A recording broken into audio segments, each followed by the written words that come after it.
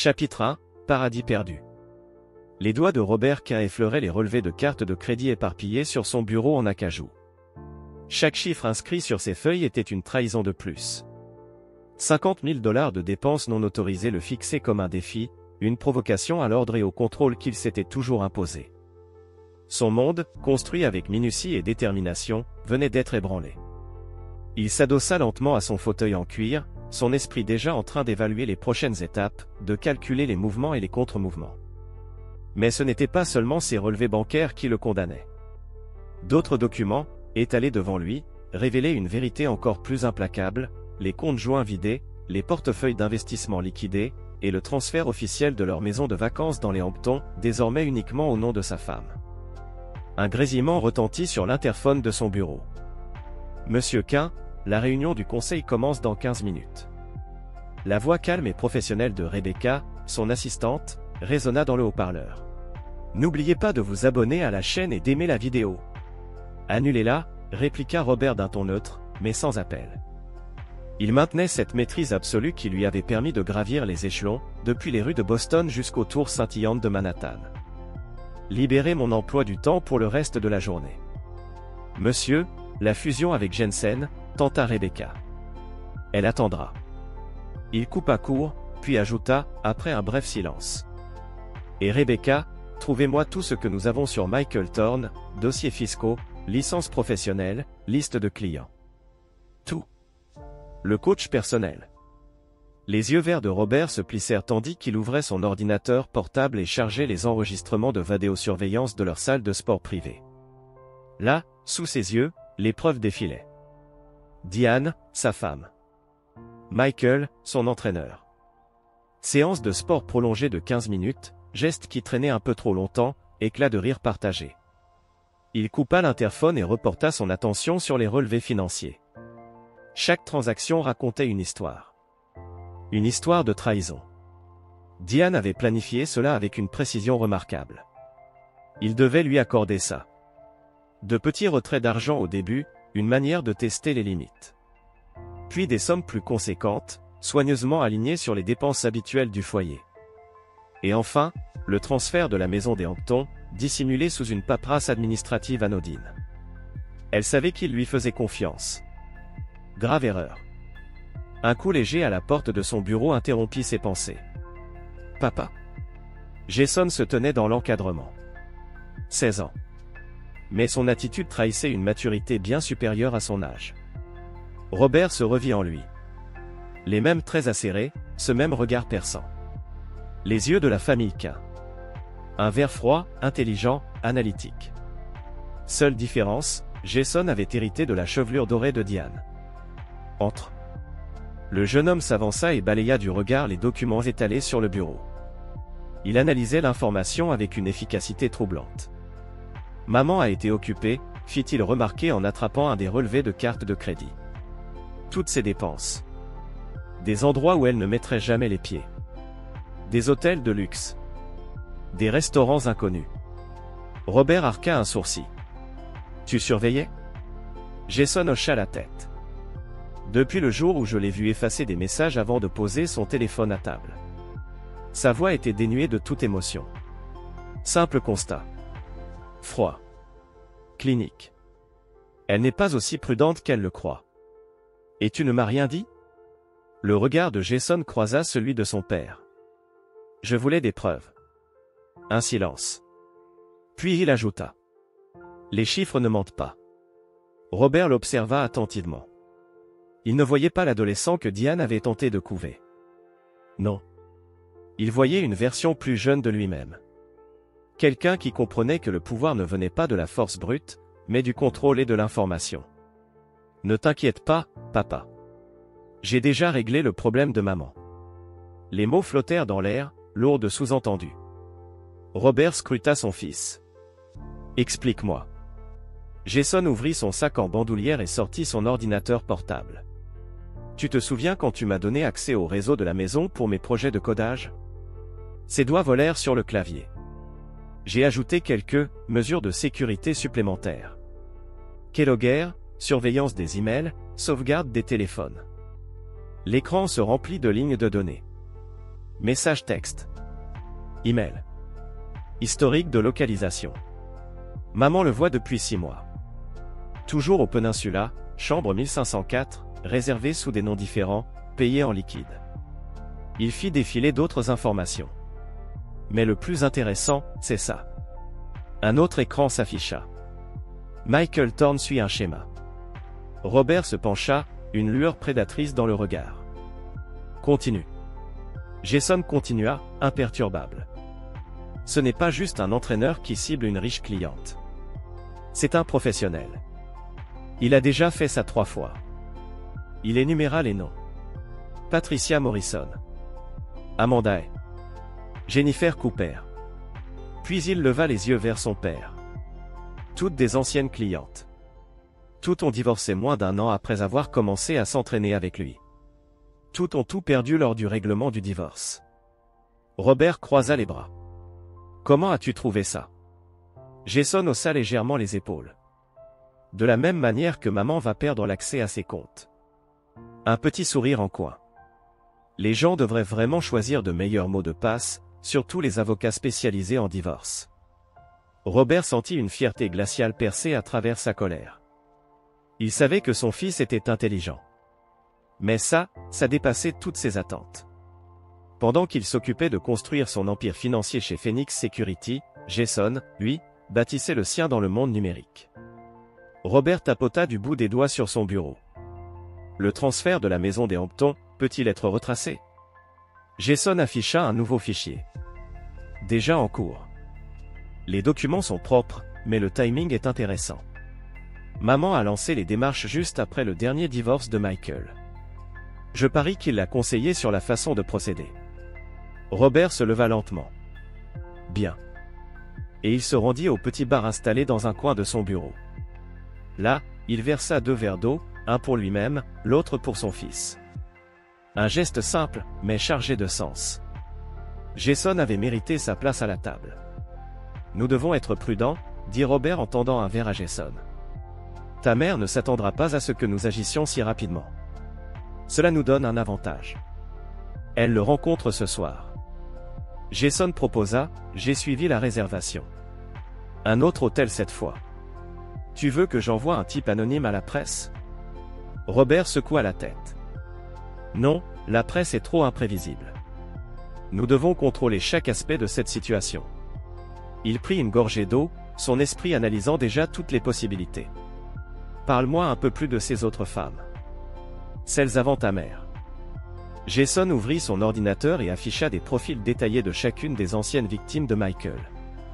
Patricia Morrison, la mondaine dont la collection d'art avait disparu durant son divorce, Amanda Hay, qui perdit la garde de ses enfants après que des preuves anonymes de consommation de drogue aient été divulguées, Jennifer Cooper, dont l'entreprise familiale s'effondra sous une enquête de la SEC peu de temps après qu'elle ait quitté son mari. Il est bon, admit Jason. Il ne laisse jamais de traces qui puissent le relier directement. Il a toujours un alibi. Les femmes prennent la chute pendant qu'il s'en sort indemne. Les lèvres de Robert se courbèrent en un sourire froid. Mais il n'a jamais eu affaire à quelqu'un comme nous. Il se tourna vers son fils. Tu as dit que tu t'occupais du problème de ta mère. Que as-tu exactement fait? Jason répondit calmement, j'ai créé une porte dérobée dans ses comptes il y a 2 mois, quand j'ai commencé à suspecter quelque chose. Ce soir, pendant qu'elle sera avec lui, toutes ses cartes de crédit atteindront leurs limites avec des charges qu'elle n'a jamais faites. Le transfert de la maison des Hamptons déclenchera des alertes de fraude, et chaque centime qu'elle a caché disparaîtra. Et si elle essaie d'accéder à ses comptes d'urgence? Le sourire de Jason se fit plus glacial, semblable à celui de son père. Quel compte d'urgence? Robert retourna à son bureau, son cœur empli d'une émotion plus profonde et plus sombre. Son fils n'avait pas seulement découvert la trahison, il avait déjà mis en place des plans pour détruire celui qui l'avait trahi. Comme père, comme fils. Tu es en colère que je ne t'en ai pas parlé plus tôt, demanda Jason, sa voix trahissant un léger doute pour la première fois. Robert le regarda. Vraiment regarda son fils. L'enfant qui jadis suppliait pour une histoire avant le coucher n'était plus là. À sa place, un jeune homme qui avait compris la leçon la plus importante que Robert avait apprise dans les rues de Boston, le pouvoir appartient à ceux qui sont prêts à le saisir. Non, répondit Robert. Tu as fait exactement ce que j'aurais fait. Tu as rassemblé des informations, sécurisé des preuves et préparé des contre-mesures avant de dévoiler ta main. Il désigna l'ordinateur portable. La seule question maintenant, c'est jusqu'où es-tu prêt à aller? Jason ferma lentement l'ordinateur portable. Elle nous a trahis tous les deux, papa. Elle a trahi notre famille. Ses yeux verts se durcirent. Je dis qu'il est temps de lui montrer exactement ce que cela signifie. Robert hocha la tête. Décision prise. Alors, assurons-nous qu'à la fin, aucun d'eux ne pourra jamais se relever. Il prit son téléphone. Je vais passer quelques coups de fil.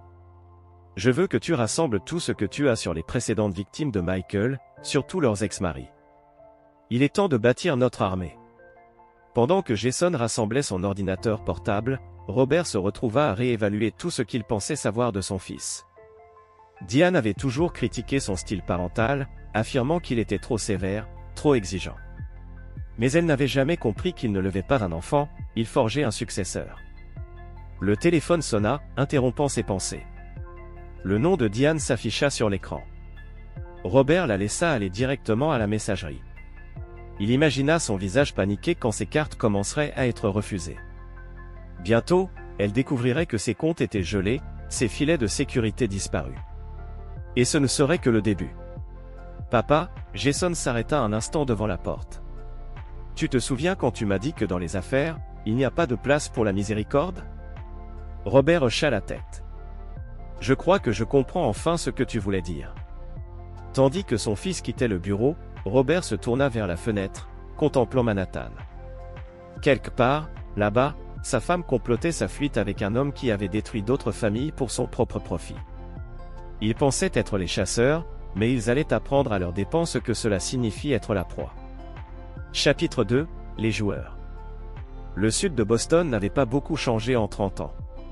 Robert Quint se tenait devant son ancien immeuble, la façade de briques plus usée, mais toujours debout. Il était venu directement de l'aéroport, ressentant le besoin de se rappeler d'où il venait et pourquoi il s'était battu si durement pour s'en éloigner. L'odeur de bière bon marché et de cigarettes flottait depuis le bar de l'autre côté de la rue, là où son père avait dilapidé leur argent de loyer plus de fois qu'il ne pouvait le compter. Les paroles de l'homme résonnaient dans sa mémoire, le monde n'est pas juste, gamin. Soit tu acceptes d'être une victime, soit tu apprends à être un prédateur. Son téléphone vibra. Un message de Jason, maman a essayé d'accéder au compte des îles Caïmans. Bloqué. Robert sourit. Bien sûr, Diane allait se tourner vers les comptes offshore en premier. Elle avait vu son ascension à Phoenix Security, jouant le rôle parfait de femme d'affaires lors de chaque gala de charité et dîner de conseil. Elle pensait tout savoir de ses secrets. Le téléphone sonna. Le nom de Derek Foster s'afficha à l'écran. « Dis-moi que tu as quelque chose », répondit Robert. « Mieux que quelque chose », répondit Derek d'une voix grave. « Tout est dans tes mains. La recherche de ton fils était solide, mais mes contacts ont comblé les trous. Michael Thorne ne se contente pas de scams romantiques. Il a des connexions avec des poids lourds d'Atlantic City. Des dettes de jeu, entre autres. Il a été photographié avec Tommy Vega et sa bande. On dit qu'il leur doit une grosse somme d'argent. » Robert écoutait attentivement. Tommy Vega contrôlait la plupart des opérations de racket sur la côte est. Avoir ce genre de levier pouvait s'avérer utile. Il y a plus, continua Derek. Tu te souviens de Catherine Thorne, l'ex-femme de Michael? Celle avant qu'il ne commence à cibler les femmes riches? Bien sûr. Eh bien, elle bosse comme serveuse à Queens maintenant, mais voici la partie intéressante. Elle tente de faire enquêter quelqu'un sur Michael depuis des années. Elle affirme qu'il a une unité de stockage pleine de preuves qu'il utilise pour faire chanter ses victimes si jamais elles menacent de le dénoncer. L'esprit de Robert s'emballa. Envoie-moi tout ce que tu as sur Catherine. Et Derek, je veux que cette unité de stockage soit retrouvée. Déjà dessus, répondit Rob. Oh, et Rob, Margaret Wheeler te demande. Elle dit qu'elle a des idées concernant la situation de la maison des Hamptons. Le nom de Margaret fit ressurgir en lui des souvenirs de ses débuts à Manhattan. Elle avait été la première personne à lui donner une véritable chance, en l'embauchant comme analyste junior, alors qu'il conservait encore son accent du sous-temps, ce qui le marquait comme un étranger. Aujourd'hui, elle était associée principale chez Wheeler & Ross, l'un des cabinets d'avocats les plus prestigieux de la ville. Je vais l'appeler, promit Robert. Après avoir raccroché, il se dirigea dans la rue, passant devant le magasin de l'angle où il avait travaillé après l'école pour aider à payer les factures. Le propriétaire, Monsieur Chin, lui avait donné ses premières leçons sur les affaires, et sur l'art de garder des secrets, surtout lorsqu'on offrait le bon prix. Un autre message de Jason arriva, j'ai trouvé quelque chose d'intéressant dans les mailles de maman, elle a envoyé des documents à un avocat dans les quais. Tu veux que je les intercepte? Robert répondit en tapant, transmets tout à Margaret Wheeler d'abord, puis supprime le compte mail. Il arriva devant le bar de MC et poussa la porte lourde. L'intérieur était sombre et enfumé, inchangé depuis l'époque de son père. Quelques vieillards levèrent les yeux à son entrée, ne reconnaissant pas le costume cher ni l'élégance soignée typique de Manhattan. « Bobby Khan » s'exclama une voix derrière le bar. « Je n'aurais jamais cru te revoir ici. » Mike MC Gentil, un homme dont les cheveux roux étaient maintenant devenus gris, mais dont les yeux restaient aussi perçants que jamais, se tenait derrière le comptoir. C'était lui qui avait trouvé le père de Robert, cette dernière nuit, mort dans l'allée derrière le bar. « J'ai besoin d'informations, Mike, » dit Robert en s'installant sur un tabouret. « Sur les vieux jours. Plus précisément sur la façon dont certains problèmes étaient réglés. » Les yeux de Mike se plissèrent. « Ces jours-là sont révolus, Bobby. Tu t'es échappé, t'as réussi. Mais quelqu'un veut tout te prendre. » La voix de Robert était douce, mais dangereuse, quelqu'un qui pense savoir mieux jouer le jeu que moi. L'éclairage se fit dans les yeux de Mike. Il attrapa une bouteille de bon whisky, pas celui qu'il servait aux habitués. « Ton père, que Dieu ait son âme, était un alcoolique brutal, » dit Mike en versant 2 verres. Mais il connaissait des gens. Des gens capables de faire disparaître des problèmes. Des gens qui me doivent encore des services. Robert but une gorgée, laissant la brûlure familière le recentrer. « J'ai besoin de noms, Mike. Et ils doivent rester discrets. » Son téléphone vibra à nouveau. Un mail de Margaret Wheeler. Document reçu. C'est exactement ce qu'il nous fallait. On se retrouve demain à 9h, amène ton fils. Mike écrivit quelque chose sur une serviette et la glissa à travers le bar. Ils opèrent depuis Providence maintenant. Dis-leur que Mickey t'envoie. Mais Bobby?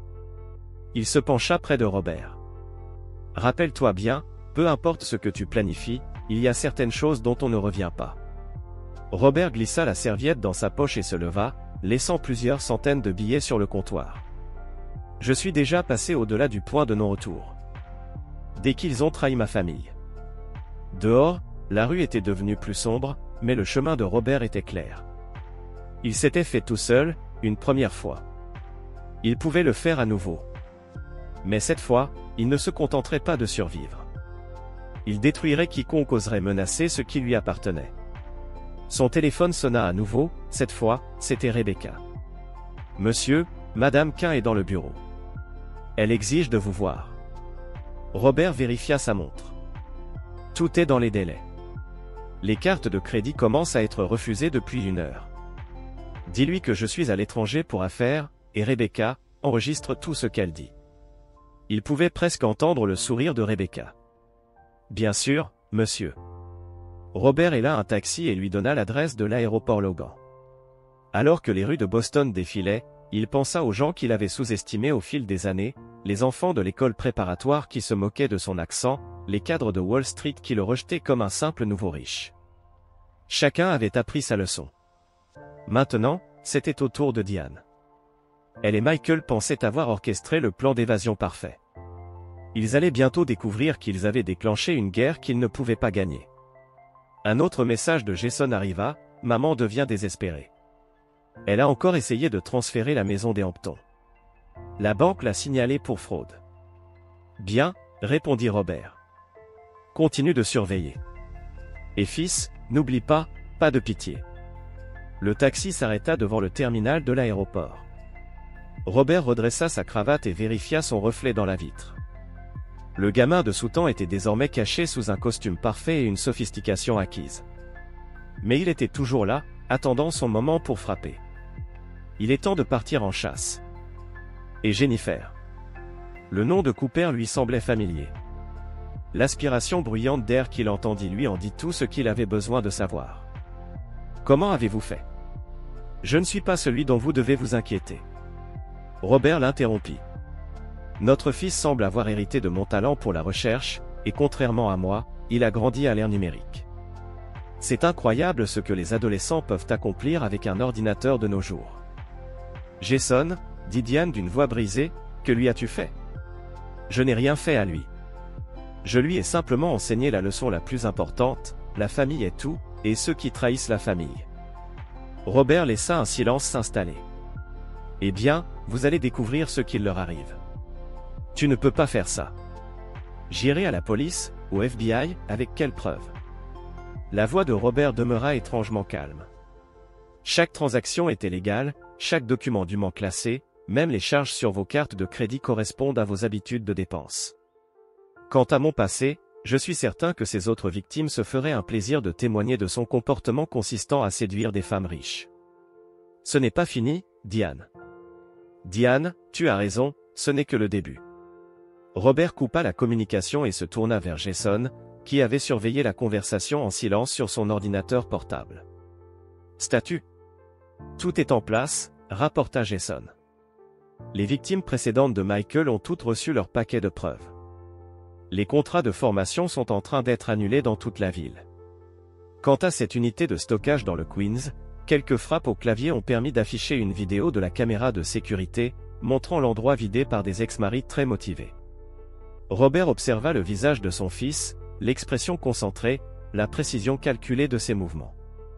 Diane l'avait accusé de corrompre leur enfant, mais elle n'avait jamais compris. Il ne l'avait pas corrompu, il l'avait préparé pour le monde réel. Un monde où le pouvoir appartient à ceux qui sont assez forts pour le prendre et le garder. Tu comprends, il n'y a plus de retour en arrière, demanda Robert. Ta mère ne nous pardonnera jamais ça. Jason ferma son ordinateur portable. Ses yeux verts étaient durs. Elle a perdu le droit au pardon quand elle nous a choisi lui plutôt que nous. Le père et le fils échangèrent un regard de compréhension parfaite. La guerre ne faisait que commencer, mais la première bataille était déjà gagnée. Diane et Michael se croyaient intelligents en jouant leur jeu de séduction et de trahison. Ils allaient bientôt découvrir à quoi ressemble le véritable pouvoir. Les Canmen n'étaient pas seulement riches, ils étaient des prédateurs. Et la chasse ne faisait que commencer. Chapitre 4, Dommages collatéraux.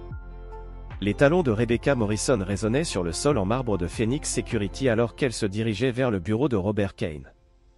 La lumière du matin passait à travers les fenêtres du 48e étage, mais son visage restait sombre.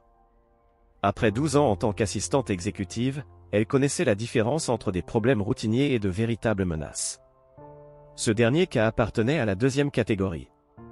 Elle entra sans frapper, l'une des rares personnes à avoir ce privilège. La SEC lance une enquête sur Phoenix Security, annonça TL, posant un dossier épais sur le bureau de Robert. Un signalement anonyme concernant du délit d'initié et des détournements de fonds clients. Robert ne leva pas les yeux de son écran d'ordinateur. Source. Une première piste mène au bureau du directeur adjoint James Harrison. Les lèvres de Rebecca se courbèrent légèrement. Le même James Harrison dont la femme est amie avec Patricia Morrison, la première victime de Michael. Robert la fixa enfin. Comme c'est pratique. Ils envoient une équipe demain matin, avec un audit complet remontant à 5 ans. Robert se leva et se dirigea vers son bar privé, versant 2 verres d'eau. Il entendit un à Rebecca, un geste qu'elle reconnaissait bien après des années de réunions stratégiques. « Appelle Margaret Wheeler » ordonna-t-il. « Dis-lui qu'il est temps d'utiliser le dossier Harrison. » Rebecca haussait un sourcil. « Les comptes offshore ? » Non, les pots de vin versés à la société technologique. Les yeux verts de Robert brillèrent. Ce qu'il a enterré l'an dernier en échange de certains services. Rebecca passa en revue les documents sur sa tablette. Ces documents pourraient détruire sa carrière. C'est le but, répondit Robert. Son téléphone vibra. Jason. Cette fois, il s'agissait des SUV. Ils étaient allés 3 fois dans le Queens cette semaine, dans le quartier des unités de stockage. Il est paniqué. Il essaie de déplacer sa prise. Robert sourit, sans chaleur. Les gens de Derek le surveillent.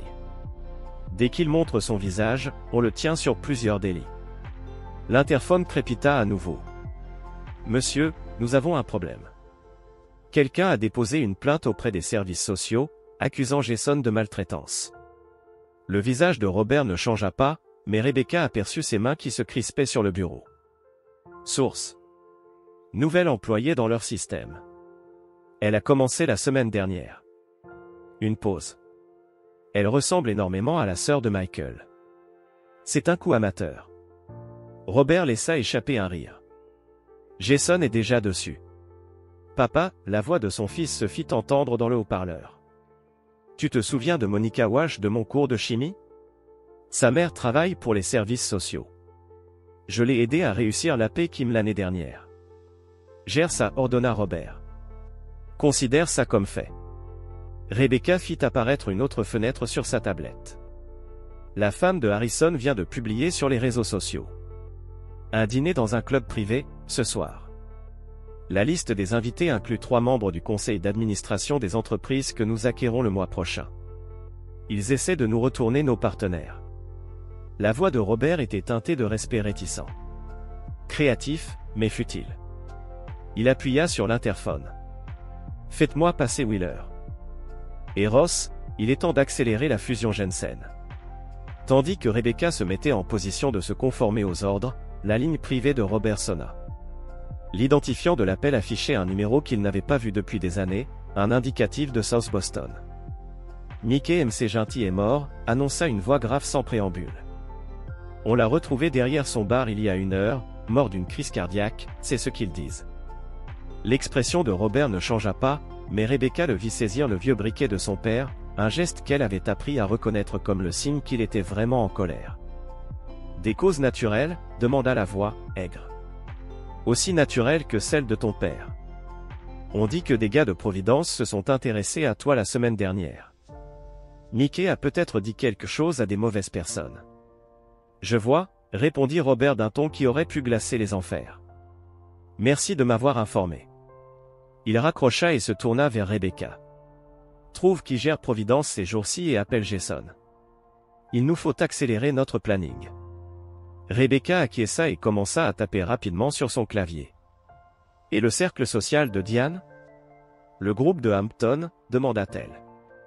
Envoie-leur un audit de charité, un tuyau anonyme, une source non traçable, tout. Le sourire de Robert était prédateur. Tout ça. Laisse-les voir exactement à quoi servait leur généreuse donation.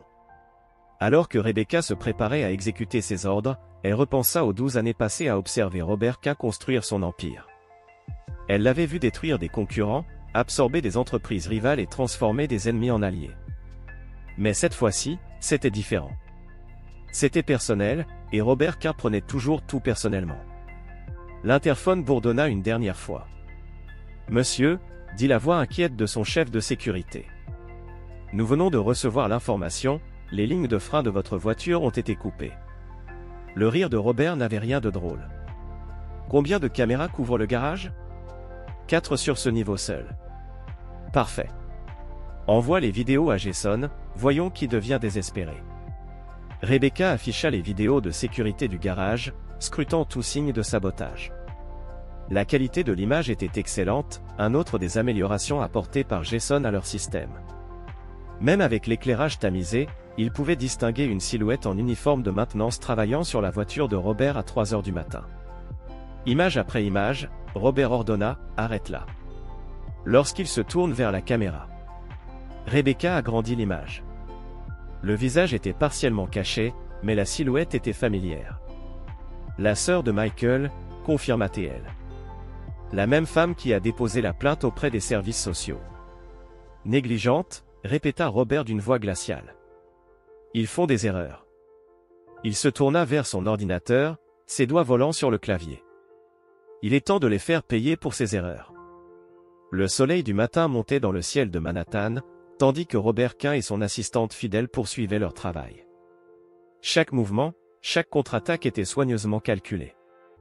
À l'extérieur de son bureau, Phoenix Security fonctionnait comme d'habitude, avec des transactions exécutées, des affaires conclues, des fortunes gagnées et perdues. Mais dans ce bureau privé, un autre genre de transaction se déroulait. La monnaie n'était pas l'argent, mais le pouvoir, et Robert Quinn avait consacré sa vie à apprendre comment accumuler et utiliser ce pouvoir. La guerre venait de commencer sérieusement, et il avait l'intention de gagner. Chapitre 5 Le cercle intérieur. Le bureau de Derek Foster dans le quartier financier de Boston ne correspondait pas à sa réputation. Les meubles étaient simples, la décoration minimale, mais les systèmes de sécurité cachés derrière les murs rivalisaient avec ceux des installations militaires. 20 ans de gestion de la société de détectives privée la plus réussie de la ville lui avaient enseigné l'importance de la discrétion. Michael Thorne ne se contente pas de gérer des arnaques sentimentales, rapporta Derek en glissant des photos sur le bureau de Robert K. Regarde avec qui il a été vu à Atlantic City. Robert examina les images. Michael était assis à des tables de poker à mises élevées, entouré d'hommes dont Derek avait judicieusement identifié les visages sur les marges, la bande de Tommy Vegas, les prêteurs sur gage et blanchisseurs d'argent de la côte. Combien doit-il ? Demanda Robert. Plus de 2 millions, répondit Derek en affichant d'autres fichiers sur son terminal sécurisé. Il a emprunté pour couvrir ses pertes des précédents divorces. Il semble que tous ses clients ne soient pas aussi riches qu'ils en avaient l'air. Les yeux de Robert se rétrécirent. Et Diane ? Elle sait pour les jeux d'argent ? Non, répondit Derek, tout en affichant des photos de surveillance. Elle a rencontré des avocats, pas seulement des avocats de divorce, mais aussi des spécialistes en affaires et en fiscalité. Elle prépare quelque chose de plus grand. Montre-moi. Les doigts de Derek s'activèrent à nouveau sur le clavier. Des documents apparurent à l'écran, société écran, comptes offshore, structure financière complexe. Elle essaie d'attaquer directement Phoenix Security en utilisant tout ce qu'elle a appris en te voyant construire l'entreprise. Une amateur. La voix de Robert était froide et amusée. Elle n'a jamais compris la différence entre voir quelque chose et savoir comment ça fonctionne. Il y a plus, hésita Derek. Catherine Thorne a pris contact. Elle veut t'aider. Robert se pencha en avant. Vengeance ? Derek sortit le dossier de Catherine. Michael l'avait laissé ruiné et brisé il y a 5 ans. Depuis, elle avait amassé des preuves, attendant quelqu'un avec les ressources nécessaires pour les utiliser. Robert observa la photo de Catherine. Ancienne agent immobilière à succès, elle attendait maintenant des tables dans un restaurant de Queens. Sa chute était semblable à celle des victimes de Michael, qu'il avait détruites après les avoir arnaquées. Quelle sorte de preuve a-t-elle ? Elle garde un entrepôt à Queens, répondit Derek. Elle conserve des trophées de toutes ces arnaques, enregistrements, photos, documents. Tout ce qu'il faut pour faire chanter les femmes, si jamais elles se rendent compte de ce qui se passe. Robert sourit. Mieux que ça. Derek sourit sinistrement. J'ai les clés. Catherine avait fait des copies avant le divorce, juste au cas où. Le téléphone de Robert vibra. Un message de Jason, l'avocat de la mère de Michael, a de nouveau rencontré le directeur adjoint de la SEC. Même restaurant que la sœur de Michael. Ils unissent leurs forces. Robert observa le message. Ils deviennent négligents. Puis Derek apporta une nouvelle information. Votre femme a parlé à des journalistes, essayant de monter une histoire sur des abus financiers et de l'isolement social. Le rire de Robert était sans humour. Margaret gère cet angle. Comme par hasard, son téléphone s'alluma avec un message de Margaret Wheeler. Déclaration collectée auprès du personnel domestique. 15 ans de documentation montrant le contrôle de Diane sur les finances et l'agenda social, plus des reçus pour toutes ces séances de coaching personnel avec Monsieur Thorne. Prêt à être publié quand vous donnez le signal. Derek nota, ton gars a été occupé. Ces déclarations du personnel sont détaillées. Jason comprend la valeur des archives détaillées, répondit Robert, son orgueil évident. Il comprend aussi qu'il faut récompenser la loyauté. Derek acquiesça, puis se tourna vers les écrans de sécurité. En parlant de loyauté, ton assistante a été ciblée. 3 hommes l'ont suivie jusqu'à chez elle hier soir. Travail professionnel, mais exécution bâclée. Robert répondit avec confiance, Rebecca peut se défendre toute seule. Mais fais surveiller son appartement, juste au cas où. Derek ouvrit un autre fichier. À propos de Tommy Vega, mes sources disent qu'il cherche à étendre ses opérations dans les clubs chics de Manhattan, des endroits où les entraîneurs personnels rencontrent des clients fortunés. L'expression de Robert devint prédatrice. Envoie-moi tout ce que tu as sur l'organisation de Vega. Et Derek veille à ce que Catherine Thorne reçoive une généreuse donation anonyme, suffisamment importante pour repartir à zéro quelque part, dans un endroit agréable. Et pour ces preuves contre moi? Gardons-les en réserve, lorsqu'on bougera. Je veux que ça vienne de toutes parts en même temps. Derek reconnut le regard dans les yeux de son vieil ami. Il l'avait déjà vu, des décennies plus tôt, dans le South End de Boston, lorsque Robert n'était qu'un gamin de la rue, luttant pour s'élever dans un monde impitoyable. Le façade poli de la réussite d'entreprise pouvait tromper l'élite de Manhattan, mais sous cette surface, le prédateur était toujours là. Tu pourrais simplement les détruire financièrement, suggéra Derek, proprement, simplement, légalement. Non, répondit Robert, tout en redressant sa cravate. Ce n'est pas juste de l'argent qu'ils ont voulu me prendre, ils ont voulu prendre ma famille. Sa voix devint glaciale. Cela nécessite une réponse plus personnelle. Alors que Robert quittait le bureau, Derek réfléchit à leur passé commun. Il avait vu son ami s'élever à partir de rien, bâtissant un empire grâce à une combinaison de génie et de cruauté. Maintenant, quelqu'un avait eu la folie de menacer cet empire. Que le ciel leur vienne en aide. Chapitre 6, Pion et Reine. Le cercle social de Diane commença à se désagréger un mercredi après-midi. Elle était assise dans sa chaise habituelle lors de la réunion mensuelle du comité caritatif du Hampton Beach Club, observant, impuissante, alors que son monde soigneusement construit s'effondrait. Ses documents financiers, Victoria Sheffield, la présidente du comité et autoproclamée reine de la société de Hampton, tapa l'enveloppe Manilla sur la table. Il prouve que les dons caritatifs étaient détournés. C'est ridicule, protesta Diane, mais sa voix manquait de conviction. Elle savait parfaitement ce que ces documents allaient montrer, des années de comptabilité créative déguisée en frais administratifs. Le Fonds pour la recherche sur le cancer, un autre membre du comité lut les documents, n'a envoyé que 30% réellement aux hôpitaux, le reste s'évaporant dans des comptes offshore. Et l'initiative pour l'éducation des enfants, ajouta Victoria avec une voix empreinte de dédain, apparemment finance plusieurs séances d'entraînement personnel dans des gyms exclusifs. Le téléphone de Diane vibra. Un message de Michael. Tout est en train de s'effondrer. Mes clients annulent. Quelqu'un leur a envoyé des preuves de tout. Elle s'excusa de la réunion, se précipitant vers les toilettes du club. Ses mains tremblaient alors qu'elle composait le numéro de Michael. Ils ont des vidéos, dit-il sans préambule, provenant de l'unité de stockage. Tout ce que j'avais sauvé pour nous protéger, ils ont tout trouvé. Comment ça, Catherine? La voix de Michael se brisa. Mon ex-femme, elle a dû garder des copies des clés. Une pause. Diane, les gens de Tommy Vega me cherchent, ils disent que je leur dois de l'argent. On va s'en sortir, promit elle, mais ses mots sonnaient creux. Son téléphone vibra de nouveau, une notification par email. L'expéditeur était anonyme, mais les photos jointes la firent frissonner de froid. Michael avec Patricia Morrison, avec Amanda et avec Jennifer Cooper. Chaque image datée et horodatée, prouvant le schéma de séduction et de trahison. Diane. La voix de Victoria traversa la porte des toilettes. Le comité aimerait vous parler des fonds manquants. Elle se regarda dans le miroir, voyant sa façade parfaite commencer à se fissurer. Robert lui avait un jour averti, dans ce monde, tu es soit le prédateur, soit la proie. Elle se pensait rusée, utilisant ses leçons contre lui. Maintenant, elle comprenait.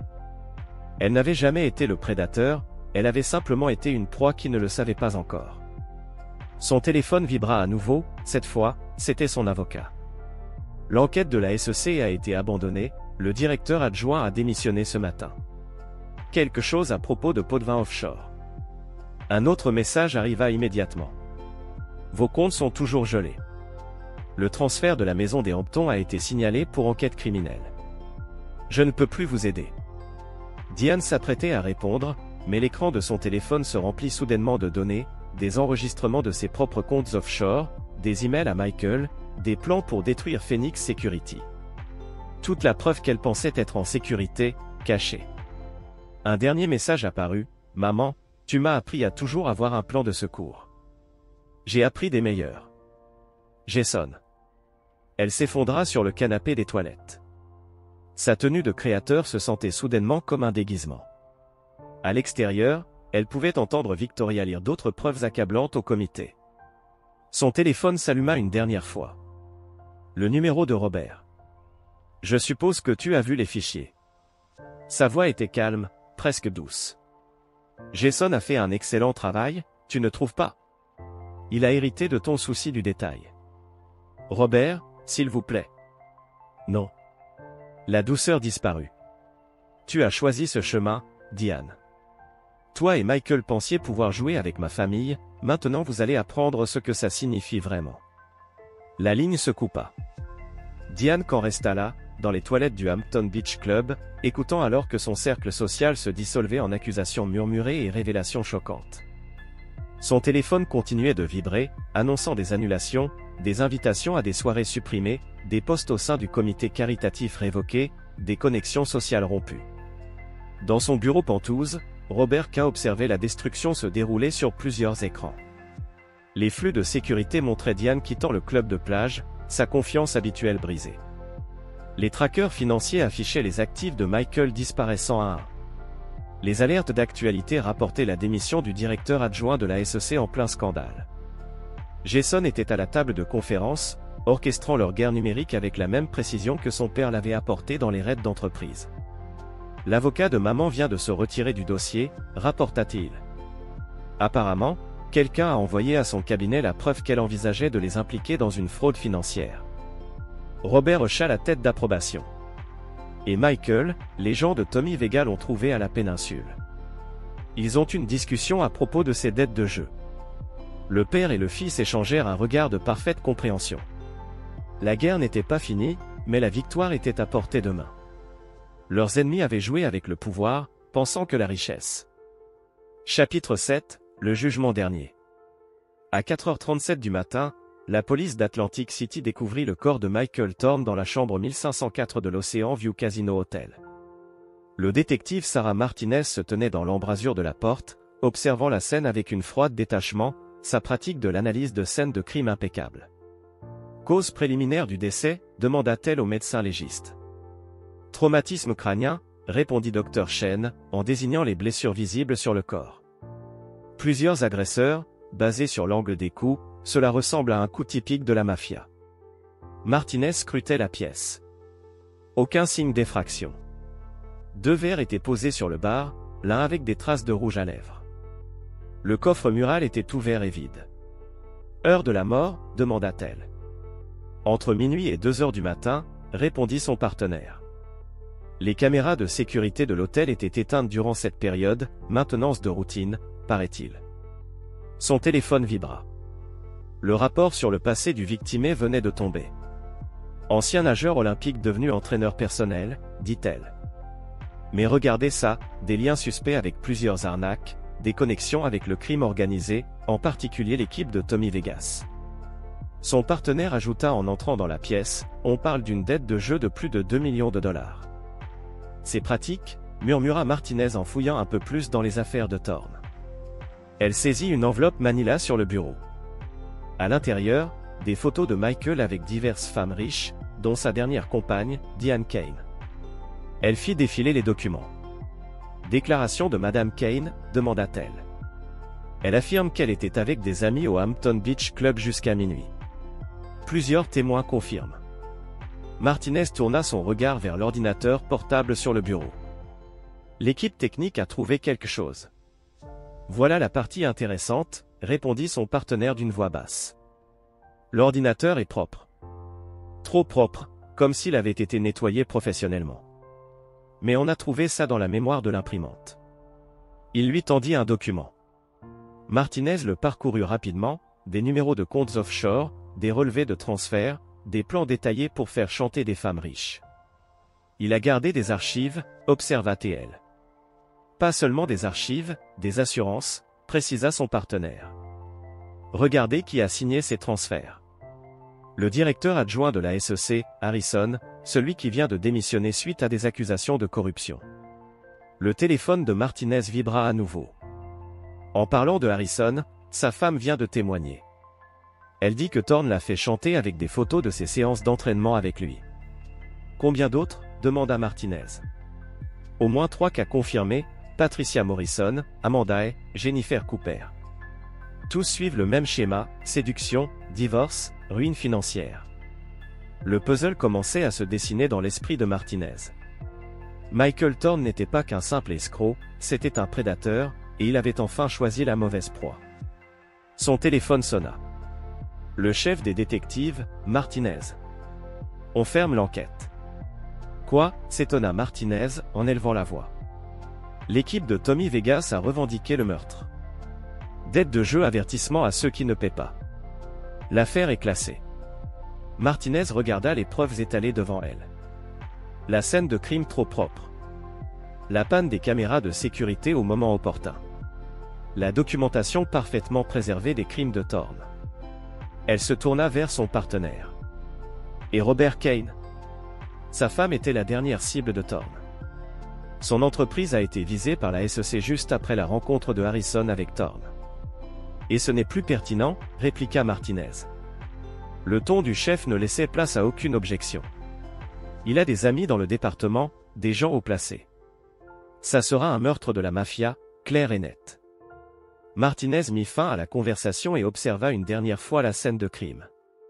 Tout semblait indiquer le crime organisé, exactement comme quelqu'un souhaitait qu'il en soit.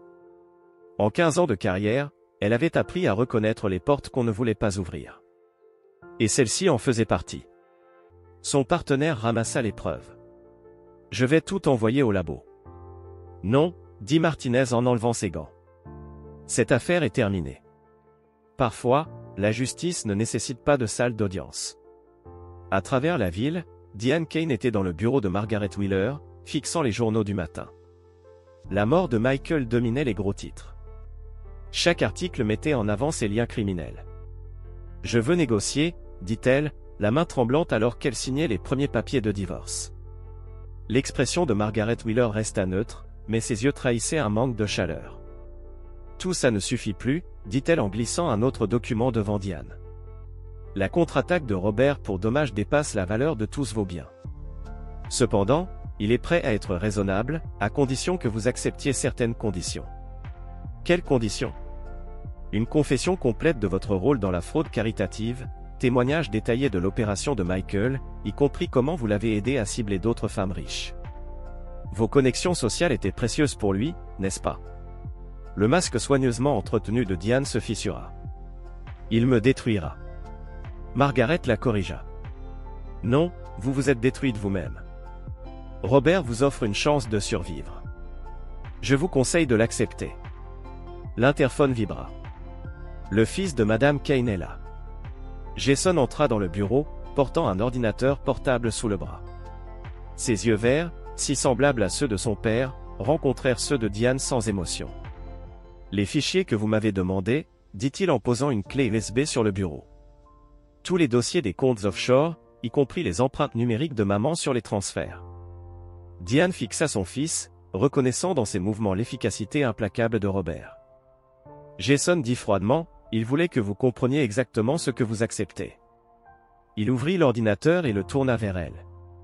Diane regarda, horrifiée, tandis que sa vie entière se déployait à l'écran, des relevés bancaires montrant sa complicité dans les machinations de Michael, des emails prouvant qu'elle avait aidé à cibler d'autres femmes, des vidéos de leur rencontre, soigneusement montées pour peindre le tableau le plus accablant possible. « Combien de temps ?» murmura-t-elle. « Je vous ai suivi depuis le jour où vous l'avez rencontré, » répondit Jason. « Papa m'a appris à toujours surveiller les menaces envers la famille, même celles venant de l'intérieur. » Margaret posa un dernier document devant Diane. « Signez ici, initialisez chaque page. Une fois que vous aurez terminé, vous recevrez les instructions concernant votre nouvel emploi. Et les arrangements de vie nouveaux, un emploi de réceptionniste dans le New Jersey. » Le sourire de Margaret ne contenait aucune chaleur. Les paiements mensuels de restitution garantiront que vous vous souveniez du prix de la trahison pendant longtemps. Diane prit l'épingle, sa main tremblant à chaque mouvement. Chaque signature lui semblait être un nouveau clou dans le cercueil de sa vie passée. La maison des Hampton, demanda-t-elle doucement, reviendra-t-elle à son propriétaire légitime? Jason répondit, avec tout ce que vous avez tenté de voler. Alors que Diane signait la dernière page, Margaret appuya sur l'interphone, fait entrer le notaire. Dans son bureau de Phoenix Security, Robert K. observait la scène se dérouler en toute sécurité à travers la vidéo. La reddition totale de Diane. Le dédain froid de Jason. la brutalité professionnelle de Margaret. Les pièces s'étaient parfaitement mises en place. Michael, éliminé par ses propres connexions criminelles. Diane, réduite à néant. Leur réseau entier de conspirateurs exposé et détruit. Son téléphone vibra, un message de l'inspecteur Martinez, affaire classée. Exécution de la mafia officiellement confirmée. Robert sourit. Même le nettoyage avait suivi le plan. Certains qualifieraient cela de surdimensionné, mais Robert K n'avait pas construit son empire en faisant preuve de clémence envers ceux qui l'avaient trahi, et il n'avait certainement pas élevé son fils pour qu'il soit faible. Le prédateur avait capturé sa proie, et le message était clair, traverser la famille K signifiait une destruction totale et absolue. Le jugement était complet. Chapitre 8, la résolution. Un an plus tard, le bureau de coin de Robert K à Phoenix Security vibrait d'une puissance tranquille. Il étudiait les rapports trimestriels avec satisfaction. L'entreprise n'avait pas seulement survécu à la tentative de coup d'État, elle en était sortie renforcée. Sa réputation d'être capable de résister aux tempêtes n'avait fait que croître.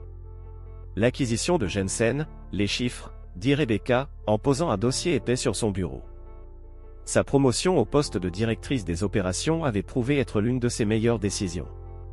Nous dépassons les prévisions de 20%. Très bien, nota Robert, observant son entière récupération physique, toutes les traces de l'accident de voiture effacées.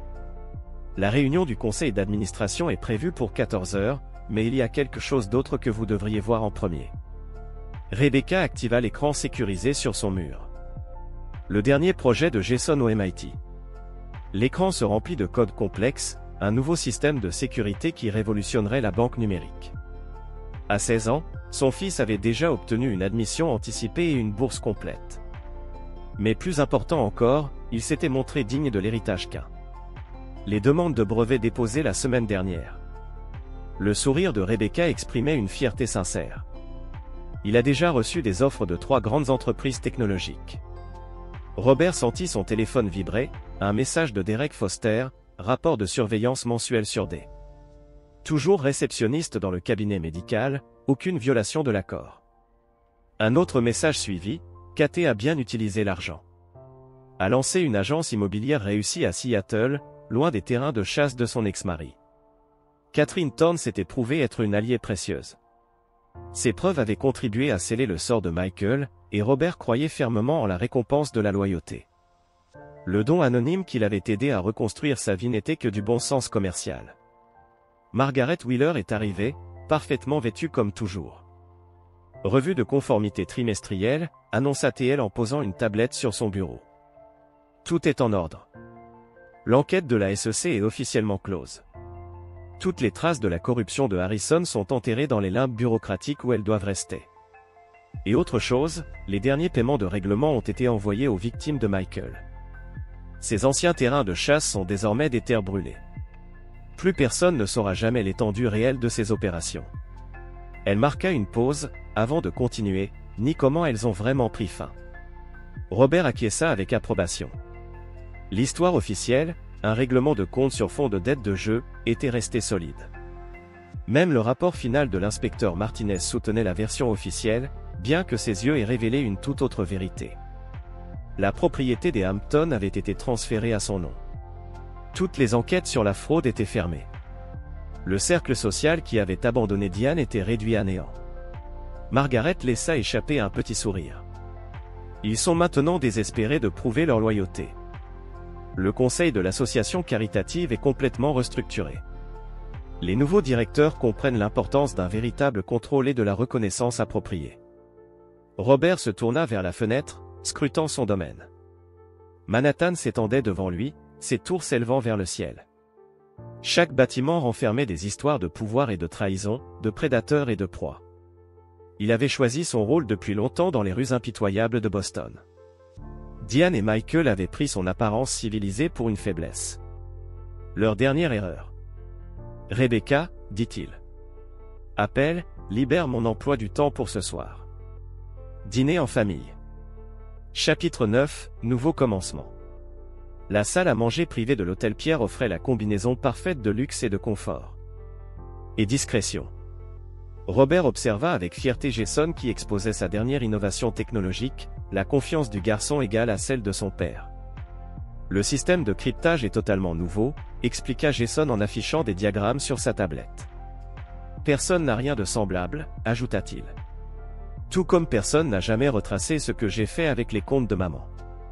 La question de Robert n'était chargée ni de jugement ni de reproche, seulement d'appréciation. Le sourire de Jason reflétait celui de son père.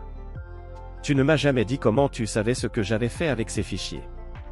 De la même manière que je savais que tu trouverais ce qui était dans l'unité de stockage de Michael, répondit Robert en versant 2 verres d'eau pétillante. Parce que tu es comme moi, tu comprends que la justice et la vengeance ne se trouvent pas toujours dans les salles d'audience. Est-ce que ça en valait la peine? La question de Jason était empreinte d'une curiosité authentique. Tout, répondit Robert en réfléchissant au prix à payer, à la manipulation minutieuse des preuves, au déploiement stratégique des alliés, à la destruction calculée de ceux qui avaient osé menacer sa famille. La famille, c'est tout, dit-il enfin. La vraie famille, celle qui reste soudée lorsque le monde s'effondre. Le reste, ce ne sont que des détails, pensa-t-il en pensant à Diane, maintenant dans son petit appartement du New Jersey, où chaque paiement de restitution lui rappelait le prix de la trahison. Les caméras de sécurité de son immeuble veillaient à ce qu'elle ne s'écarte jamais du chemin tracé pour elle. La fin de Michael avait été plus propre, une leçon pour les autres qui pourraient viser des familles riches. L'enquête officielle avait été close, la vérité enterrée sous des couches de preuves soigneusement construites. L'entreprise est plus grande que jamais, observa Jason. Les attaques nous ont en fait rendus plus forts, car nous étions préparés. La voix de Robert portait la leçon qu'il avait apprise dans son enfance, le monde appartient à ceux qui comprennent le pouvoir, comment l'obtenir, comment le garder et comment détruire ceux qui le menacent. Père et fils partagèrent un moment de compréhension parfaite. Le petit garçon qui avait un jour demandé pourquoi maman ne rentrait pas à la maison avait disparu. À sa place se tenait un jeune homme qui avait prouvé qu'il était digne du nom Khan et de tout ce qu'il représentait. Robert leva son verre en l'honneur du pouvoir. Jason répondit, complétant leur toast privé. Dehors, les lumières de Manhattan brillaient comme des étoiles indifférentes aux petits drames de la vengeance et de la justice joués dans leur ombre. Robert Khan était passé des rues de Boston pour commander ce royaume étincelant, et son fils s'élèverait encore plus haut. À la fin, il ne s'agissait ni de l'argent ni même de la trahison. Il s'agissait du pouvoir, qui le possède, qui le perd et qui sait comment l'utiliser. Robert Khan avait appris cette leçon dans les rues de Boston, il y a longtemps. Maintenant, son fils le comprenait aussi. Certaines dettes ne peuvent être payées qu'avec du sang et des larmes. Certaines leçons doivent être écrites dans les cicatrices. Mais la famille, la vraie famille, émerge plus forte des flammes. L'héritage des Khan était sécurisé et tous ceux qui oseraient le menacer apprendraient la même leçon brutale que ceux qui les avaient précédés. Dans ce monde, vous êtes soit le prédateur, soit la proie. Les Khan avaient fait leur choix depuis longtemps. Ils étaient des prédateurs au sommet de la chaîne alimentaire, et ils le seraient toujours. Épilogue, 10 ans plus tard. Le dernier étage de la C-Tower dominait le quartier financier de Manhattan. Son design élégant en verre et en acier témoignait du pouvoir et du progrès. Jason K se tenait à son ancien bureau, désormais le sien, passant en revue les derniers rapports d'acquisition. À 26 ans, il avait déjà surpassé la plupart de ses pairs, transformant Phoenix Security en un géant mondial. La fusion avec Singapour est terminée, annonça son assistante via l'interphone, et l'avion de ton père vient d'atterrir. Jason vérifia sa montre Patek Philippe, un cadeau de Robert le jour où il avait pris la relève en tant que PDG. Programme la réunion du conseil pour demain et Sarah, assure-toi que les fichiers sécurisés soient prêts. La retraite de Robert Khan de la gestion active n'avait pas diminué son influence. En fait, se retirer l'avait rendu encore plus dangereux. Il agissait maintenant dans l'ombre, manipulant les marchés et les destins avec la même efficacité implacable qu'il l'avait fait 10 ans plus tôt. Les portes de l'ascenseur s'ouvrirent silencieusement. Robert entra, ses cheveux maintenant argentés, mais ses yeux verts aussi perçants que jamais. La situation à Hong Kong est réglée, répondit Jason en affichant des données sur ses écrans. Leur tentative de bloquer notre expansion a été découragée. Le sourire de Robert exprimait fierté et approbation. Leur président du régulateur a reçu la preuve de ses liens avec certaines triades. Il a démissionné ce matin. Jason ouvrit une autre fenêtre. Son remplaçant comprend les avantages de la coopération. Tel père, tel fils. Robert s'installa dans une chaise, étudiant l'empire qu'il avait construit et que son fils avait étendu. En parlant de vieux amis, j'ai déjeuné avec Derek Foster hier. Jason haussait un sourcil. Comment va-t-il en retraite? Sa fille dirige désormais l'agence, mais il garde encore la main. L'expression de Robert se fit pensive. Il a mentionné avoir vu Diane. La température dans la pièce sembla chuter, même après 10 ans, la mère de Jason restait un sujet sensible. Toujours dans le cabinet médical, Robert hocha la tête. Le paiement mensuel continue, comme prévu. Il marqua une pause. Elle a demandé de tes nouvelles. Elle? La voix de Jason n'était ni une question ni un sentiment. Elle voulait savoir si tu avais reçu ces lettres. Elles sont archivées avec les autres. Jason indiqua son serveur sécurisé, intact mais conservé au cas où elle deviendrait pertinente. Le soleil commença à se coucher sur Manhattan, peignant le ciel de nuances d'ambre et d'or. Le père et le fils se tenaient à la fenêtre, scrutant leur domaine. Le fils de Tommy Vega tendit la main, et Jason dit calmement, « Il veut discuter de l'expansion de nos opérations, des intérêts à Atlantic City, entre autres. » Il n'avait jamais trouvé de preuves concernant la mort de Michael. Le ton de Jason laissait entendre une sombre amusement, bien qu'ils aient apprécié notre aide pour le retrouver. Robert acquiesça d'un signe approbateur. L'histoire officielle tenait depuis une décennie, un simple règlement de compte lié à des dettes de jeu. Seules quelques personnes connaissaient la vérité sur cette nuit-là à l'Ocean View Casino Hotel. Le détective Martinez avait pris sa retraite le mois dernier, rappela Robert. Le dossier était officiellement clos. Sa pension était assez généreuse, et Jason en convenait, les bienfaiteurs anonymes peuvent être très gentils. Une notification apparut à l'écran de Jason, mouvement détecté dans l'appartement de Diane. Le système de surveillance qu'il maintenait depuis 10 ans ne dormait jamais, ne faiblissait jamais. Elle voit quelqu'un, observa Robert. Un médecin du cabinet médical. Je sais, répondit Jason en sortant le rapport complet sur l'homme, divorcé, 2 enfants, une dette importante, mais aucun danger pour nous. Tu la surveilles toujours? Demanda Robert. Je surveille tout le monde, répondit Jason d'un ton factuel. C'est ce que tu m'as appris. Robert se remémora ce moment décisif, il y a 10 ans, lorsque son fils adolescent lui avait révélé les preuves de la trahison de Diane. Le début de leur transformation, passant de simples familles riches à véritables acteurs de pouvoir. Le monde a changé, soupira Robert. Mais les règles, elles, sont restées les mêmes. Jason ferma ses écrans. Prédateur ou proie, il n'y a pas de terrain d'entente. L'ascenseur privé arriva, prêt à les emmener vers leur voiture en attente. 2 générations de canins, chacune ayant façonné le destin de la ville à sa manière. Viens dîner avec moi, proposa Robert. Ce petit restaurant italien dans le village, celui où tu m'as appris la première fois ce qu'était le levier. Jason sourit en repensant à ce souvenir. Tu te souviens du serveur qui a essayé de faire chanter son patron? Ta première leçon pratique sur la gestion des menaces. Robert consulta son téléphone. Ils sont toujours en activité, grâce à notre intervention. La loyauté mérite d'être récompensée, cita Jason en se rappelant la vieille leçon de son père. Ils descendirent vers les rues de leur royaume, la conversation se tournant vers des sujets plus légers, investissement, acquisition, et l'éventuelle destruction nécessaire de ceux qui s'opposaient à eux. Dans son appartement du New Jersey, Diane se préparait pour une autre journée à la réception. Le poids de son paiement mensuel de restitution lourd sur son esprit. Les caméras de surveillance dissimulées dans son immeuble enregistraient chacun de ses mouvements, renvoyant des données vers les serveurs de son fils à Seattle. Catherine Thorne passait en revue des annonces immobilières d'une valeur de millions. Son empire immobilier construit sur les cendres de la destruction de son ex-mari. Elle ne parlait jamais de Michael, ni de la nuit où il était mort, mais elle envoyait régulièrement des rapports de renseignements à la famille K, maintenant l'alliance qu'il avait sauvée à Boston. Le détective Martinez savourait sa retraite, évitant soigneusement certaines questions sur ses anciennes affaires. Sa pension généreuse assurait sa discrétion continue concernant la véritable nature de la justice. Et dans les tours brillantes de Manhattan, les hommes K poursuivaient leur règne. Les cheveux argentés de Robert et l'empire technologique de Jason étaient les seules véritables évolutions rapportées par le temps. Leur nature essentielle prédatrice, impitoyable, intransigeante restait éternelle.